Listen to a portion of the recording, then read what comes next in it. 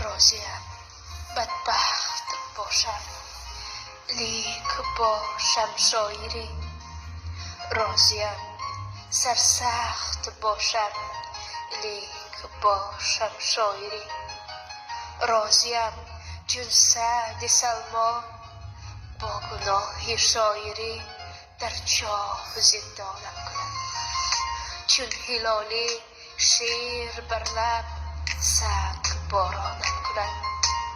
راضیم من در خطای شیر رنجورم کنند، بلکه همچون رودکی کورم کنند.